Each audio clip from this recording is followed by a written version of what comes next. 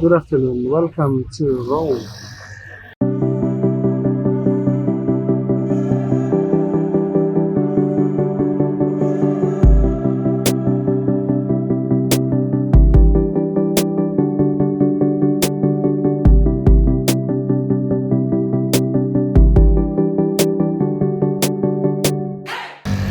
This is before we are going first to visit this just in front of the castle or Castle Sant'Angelo. Castle Sant'Angelo was built in 139 before Christ by the order of the Emperor Hadrian to build a mausoleum for his family, and it was terminated, or the construction was done for around 4 years. It was built. It was started to build in 135 before Christ, and it was finished in 139 before Christ. This is famous because before it was made, it was intentionally built to become a mausoleum of Emperor Hadrian before in the year before Christ. But later it was renamed in the 5th century after Christ because of the plague that came in Rome. It was a very sad experience here in Rome that many died because of that plague. And so Pope Gregory the First made a procession in the city of Rome, and upon passing through the procession, upon the procession passed through this bridge, the Helium Bridge, the Pope had a vision of Saint Michael the Archangel, who descended from heaven with his sword, fought against the devil. So this was the first vision of the Pope, who had seen Saint Michael the Archangel defeating the devil. And for him, that was the sign, the first sign that the plague was already overcome. And it was through that procession, holy procession made by Pope Gregory the First. And so it became Castel Sant'Angelo, or Castle of Saint Michael the Archangel. The bridge in front of us is the bridge, the Helium Bridge. It's famous here, this bridge, because it was made famous by Pope Gregory the First due to that procession. Now let's go slowly to come closer to that castle. It's really very interesting because it's a castle built right beside the bank of the Tiber River. Tiber River was named after the Emperor Tiberius. And it was rendered famous also because of the trade. The river was so big, so it is the second longest river in Italy after the River Po. It ends up to the Tyrrhenian Sea, or Mediterranean Sea. That's why this is very important as a river. And most of all, this river is very important because of it is the channel of all the Romans to make business with other countries during the time, especially in the 17th and 18th century.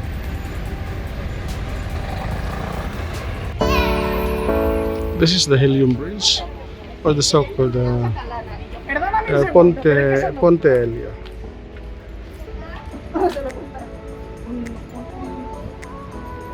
It goes direct to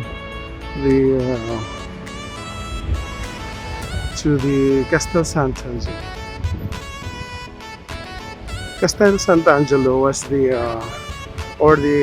castle of Saint Michael the Archangel. It was used to be the refuge of the popes during wars. In fact, there's a secret passage, the Aurelian Wall, from the state of Vatican to this castle. It was intentionally made to keep safe the popes during dangerous times or troubled times, during wars and crisis, political crisis. So the popes used to take refuge in this castle.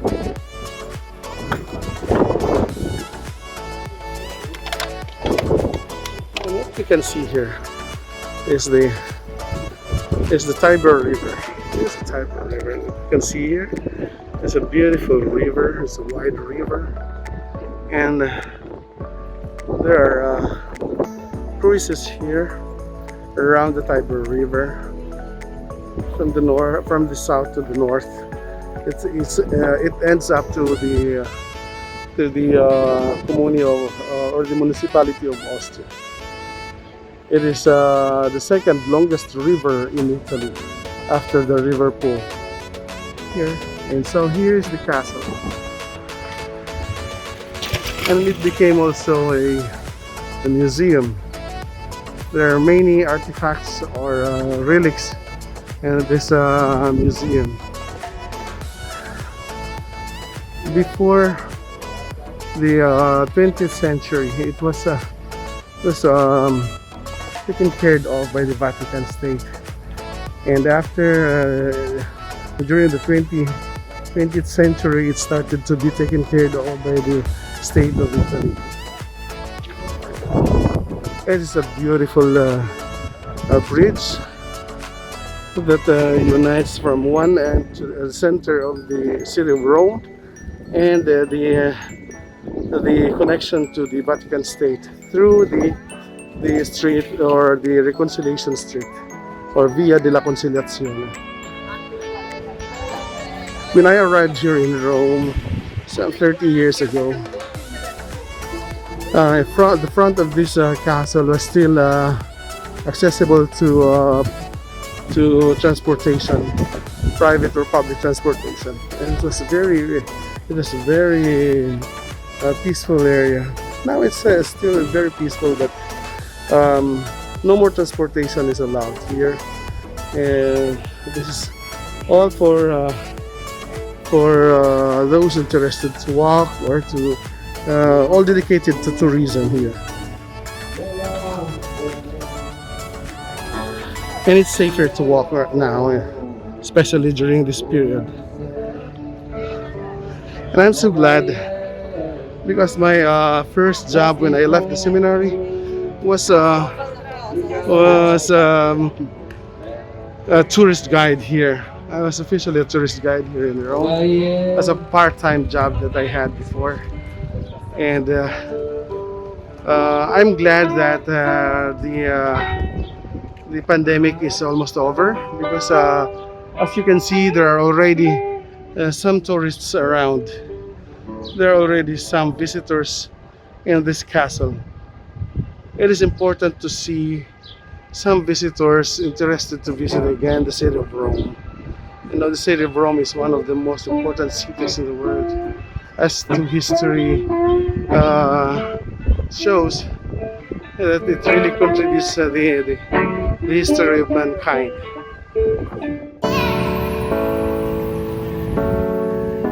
The Via della Conciliazione, or the Reconciliation Street.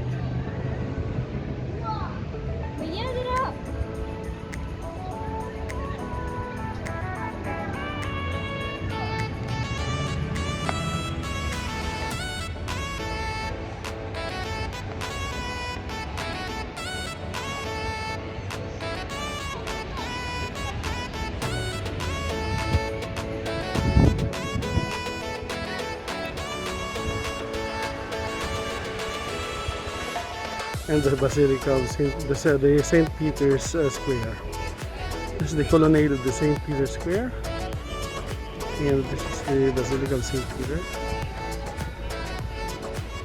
With a beautiful sunlight.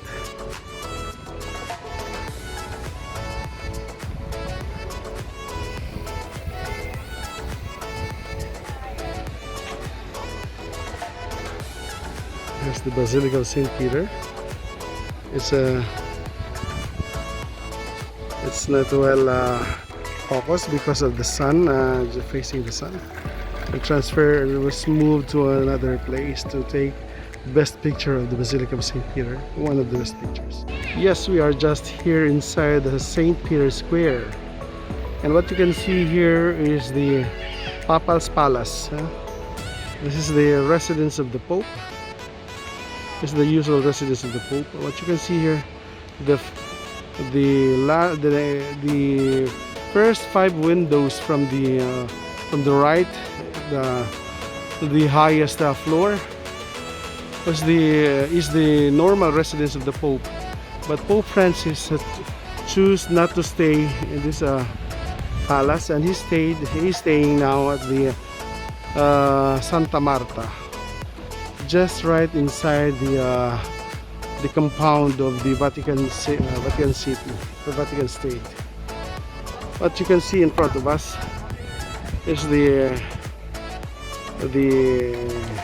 part of the colonnade of the Basilica of St. Peter that forms the key of the in the map, or in the design. You know, the Basilica of St. Peter was designed by 4 architects. It was Maderno, Bramante, Michelangelo, and Bernini. There were 4 major or famous architects, and in fact they are the famous Renaissance architects. Renaissance means the rise after the Middle Ages. It was the Basilica of St. Peter was started to be built in 1506, and it was terminated in 1626. It's 120 years of construction, and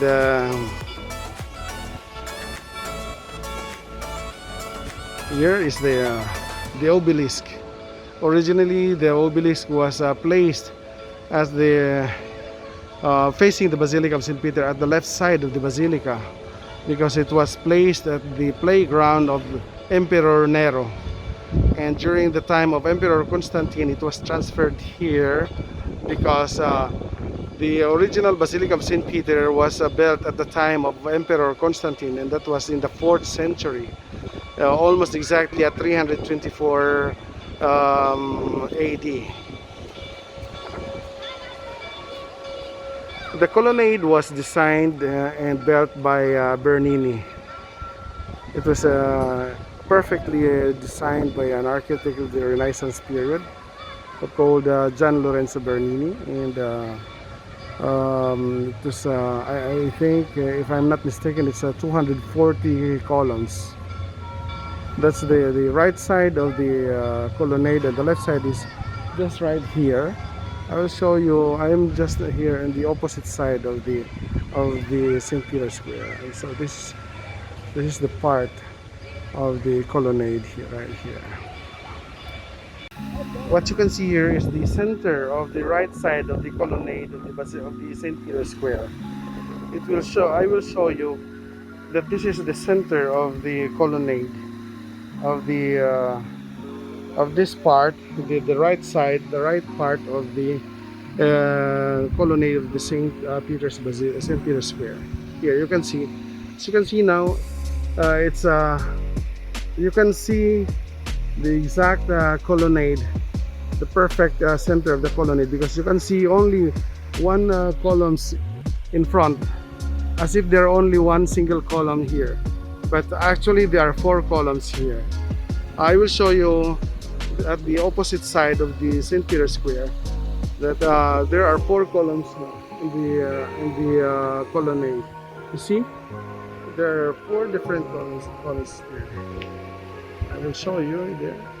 In the back there are 4 there are pillars and columns.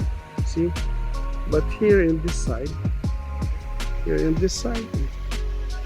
since it is the center of the colonnade, on the right side you can see as if there are only single columns in front. See that? Perfect. And you can see here the fountains are made by Bramante. Here. And in front of us is the Basilica. It is one of the four major basilicas of the Catholic Church, and it is the biggest basilica in the interior and the exterior, the biggest basilica throughout the world, the Basilica of St. Peter.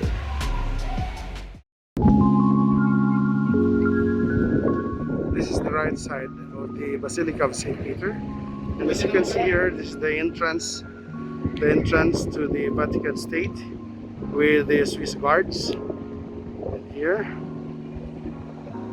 the two Swiss guards, and you can see here the colonnade right in front of us.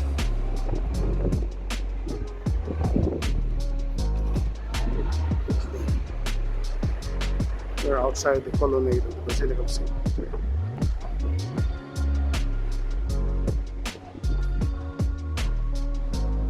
And above here, you can see the trees, where the yellow flag of the Vatican State.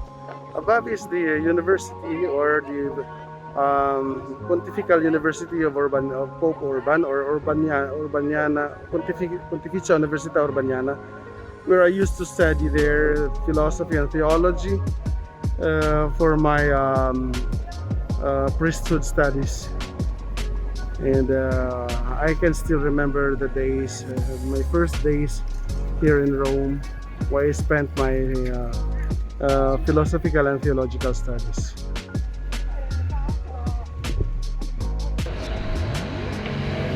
So that is the Pontificia Università Urbaniana. Above the hill is Gianicolo, the hill Gianicolo, and that is the place where I spent 5 years of studies for philosophy and theology.